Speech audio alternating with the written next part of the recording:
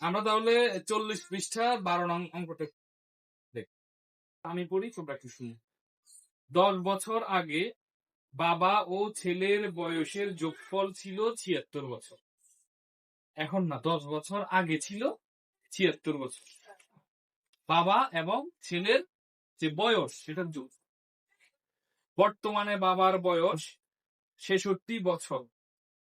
বর্তমানে বাবার বয়স দেওয়া আছে, কিন্তু ছেলেরটা নেই। ছেলেরটা আছে? নাই। ছেলেরটা আগে বের করে নিতে হবে নাকি? এরপর বলছে 7 বছর পর ছেলের বয়স কত হবে। তো আমরা যদি এখন ছেলের বয়স কত এটা যদি জানি, তাহলে 7 বছর পর কত হবে জানি না। 1 বছরে 1 বছর বাড়বে, 2 বছরে 2 বাড়বে, 3 বছরে 3 বাড়বে, এও পারবে না। যেহেতু 7 বছর আরো 7 বাড়বে নাকি। এখানে দেখো, মনে করো এখানে এটা হচ্ছে বর্তমান বয়স। এখন এই যে 10 বছর আগে 76 বছর ছিল, কয় বছর ছিল? দেখো 10 বছর যেহেতু আগে 76 ছিল, এই 10 বছর আরো 10 বছর বাড়বে না? পারবে নি? একজনের লাই 10 বছর করে পারবে না? একজনের জন্য কয় বছর পারবে? তো মানুষ কয়জন এখানে? এই 76 এর ভিতরে 2 জন মানুষের বয়স না? কয়জন মানুষের বয়স? একজন বাবা আর একজন ছেলে, 2 জনের বয়স না? তো এখন এখান থেকে এখানে আসতে গেলে এই যে 10 বছর শুধু বাবার জন্য বাড়বে না শুধু ছেলের জন্য বাড়বে? বাবা এবং ছেলে দুজনের জন্যই বাড়বে। সঠিক বলতে পারছে যে বাবা এবং ছেলে কি দুজনেরই কি 10 বছর করে বাড়বে। ধরো আমি এই দিলাম বাবার জন্য 10 বছর, আবার এই ছেলের জন্য দিলাম 10 বছর। বুঝে গেছে? আমরা কিন্তু বর্তমানে বর্তমানে বাবা ও ছেলের বয়সের বয়সের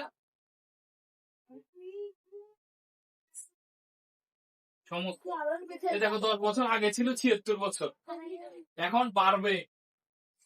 এই 10 বছর বাড়বে বাবার জন্য বয়স, আর 10 বছর বাড়বে ছেলের বয়স। বুঝা গেছে? হ্যাঁ, এবার আমরা যদি যোগ করি 0 0 0, তার সাথে 6 যোগ করলে হবে 6, 1 1 2, তার সাথে 7 যোগ করলে হচ্ছে 9 বছর, অর্থাৎ 96 বছর। এটা হলো বর্তমানে বাবা এবং ছেলের মোট বয়স বা বয়সের সমষ্টি বা যোগফল। এখন বাবার বয়স তো জানি না আমরা। বর্তমানে বাবার বয়স কত? 66। এটা কার? বাবার নাকি ছেলেরটা জানি না। অর্থাৎ 96 বছর যে পাইলাম সেটা হলো 2 জনের। কয়জনের? 2 জনের। কিন্তু 66 বছর আবার জানি যে আমরা 66 বছর হচ্ছে বাবার, শুধু জানি না কারটা ছেলেরটা, কারটা জানি না। এখন বাবা আর ছেলে মানুষ কয়জন? সেখান থেকে যদি বাবার গুলা বাদ দিয়ে দিই তাহলে কার গুলা থাকবে? বাদ দেওয়া মানে কি যোগ করা নাকি বিয়োগ করা? তাহলে আমরা এখানে লিখি ছেলের বয়স। বর্তমানে ছেলের বয়স, ছেলের বয়স কত? এ দেখো 2 জনের থেকে বলছি বাদ দিবে। 2 জনের হচ্ছে 96, বাবার হচ্ছে 66। এটা বিয়োগ করে দিচ্ছি আমরা। এখন যদি বিয়োগ করি 6 থেকে 6 গেলে 0, 9 থেকে 6 গেলে 3, তাহলে কত? 30 বছর। অর্থাৎ বর্তমানে ছেলের বয়স 30 বছর। কত বছর? 30 বছর। এখন আমাদের প্রশ্ন হচ্ছে 7 বছর পরে, যে 7 বছর পর ছেলের বয়স কত? অর্থাৎ এখানে তো আমরা ছেলের বয়স পেয়ে গেছি 30 বছর না? ছেলের বয়স 30 বছর পেয়ে গেলাম না? এখন বলছে এখান থেকে আরো যদি 7 বছর পরে চলে যায় তাহলে ছেলের বয়স কত হবে? এখন এই যে 7 বছর পরে গেলে আর 7 বছর বাড়বে না? বাড়বে তো নাকি কমবে? আচ্ছা, বাড়লে কি করবো? আমরা যোগ করবো না বিয়োগ করবো? আচ্ছা, যোগ যে করবো 7 কি একবার যোগ করবো না 2 বার যোগ করবো? একজন বলছে 2 বার। একবার। আচ্ছা দেখো তো 7 বছর পর আমরা কয় জনের বয়স বের করবো? একজনের না 2 জনের? একজনের। শুধু ছেলের বয়স বের করতে হবে। কয় জনের বের করতেছি? শুধু ছেলে মানে একজন। যেহেতু একজনের বের করবো তাহলে একবার যোগ হবে। যদি আমরা 2 জনের বের করি 2 বার, 3 জনের বের করলে ওকে, তাহলে 7 বছর পর ছেলের বয়স